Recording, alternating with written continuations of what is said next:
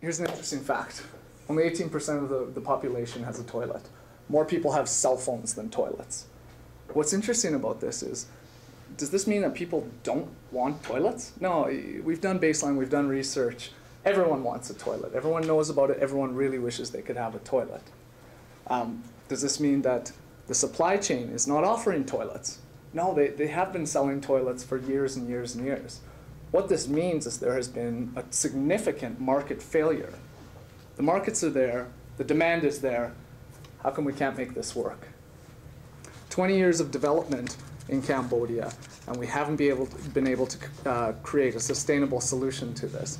Part of the problem is the traditional approach of NGOs and government has been to create demand.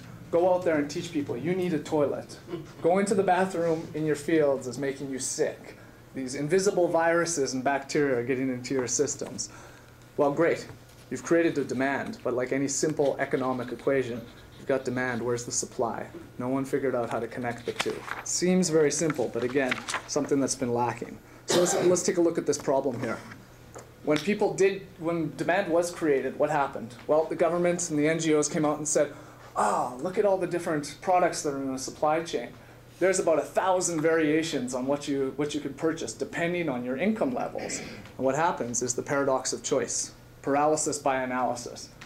It's like any of us. You probably don't know what's in the plumbing in your bathroom. All you know is you maybe want a toilet and a sink that match in the same color and that work. But if you don't know what you need to have a toilet, that's one barrier. If there's 1,000 choices to get in a latrine for your family, all of a sudden you're going, oh, I'm going to spend my very, very hard-earned money on something. I don't know which is the right option. I better put off this decision until I do have the right decision. And that decision never comes. So that's part of the problem we face. Secondly, difficult purchase process. This was a name. If a family wanted a toilet, what they would have to do is find a local mason. The local mason, most of whom weren't very well trusted in their communities, would say, okay, here's what you have to do, family.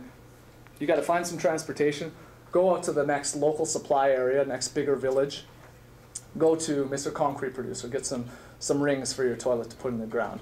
Then go to Mr. Hardware Store, get some PVC pipe. Then go to another supplier and get some pans. A pan, I should bring this up right now. Toilets in Asia are not like toilets here. If you haven't been to Asia, we have the sit toilets, they have the squat toilets. So when I say pan, this is a catchment pan. So you've got to go get all of these different pieces, then have it shipped back to your village. And then I will build it for you. Me, the mason, I will build it for you. And I'll do it over a couple days when I can find time. And I'm probably going to charge you as much as all the materials cost just to build it. So this was a huge barrier to purchase. First challenge. All of these barriers and all these challenges brought us to this first challenge, which was to design a latrine. What we did is IDE contacted IDO, two separate firms. If you haven't heard of IDO, they're one of the world's preeminent design firms out of the US, responsible for such things as the computer mouse and many other incredible designs. We took one of their team out to Cambodia for 3 months and we started designing a latrine with them. We use a process known as human-centered design, which is really looking at the wants, needs, desires, and limitations of our audiences while we're creating prototypes and the designs for these latrines. If you're interested in it, I highly recommend going to the IDEO website where you can download the human-centered design process for free. The human-centered design process was actually a process adapted for IDE through some Bill and Melinda Gates funding a number of years ago. So after a couple months of working on prototypes, we went to redesign the entire sanitation experience. We talked to the masons, we talked to the ring producers, we talked to retailers, and we talked to villagers. And, just so I don't get ahead of myself here, at the end of these 3 months, we came out with a design. And if we can get the drum roll, the design was the easy latrine. This totally unremarkable latrine. 3 months, best design firm in the world, and what do we have? We have a simple latrine that looks exactly like every other latrine in the market. You've got 3 rings that go underground, a PVC pipe that connects to a catchment chamber. This catchment chamber was about the only innovation in the process. Instead of having masons who would build bricks, put this together for you, where you could place the pan and the slab on. We just created a quick concrete mold, put it together, and the basic pan and slab that everyone else uses. Completely and totally unremarkable. Oh, there was one other innovation.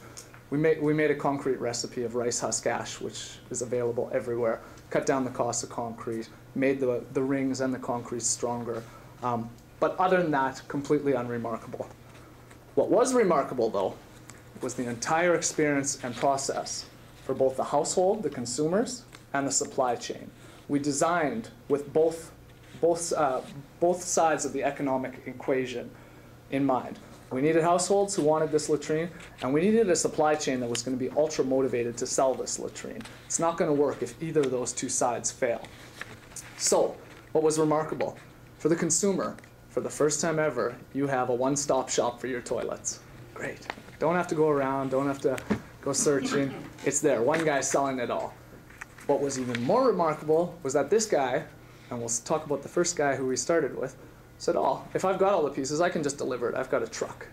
Delivery, oh man, delivery in the rural markets? Are you kidding? People were going bananas. The first truckload that went into the village, people were just going, oh yeah, I'll take one, I'll take one, I'll take one. Bring it to if you build it, they will come. In this case, if you build it and bring it, they will buy. It completely revolutionized the way people thought about purchasing a latrine. And for the first time, a lot of people even thought about purchasing a latrine.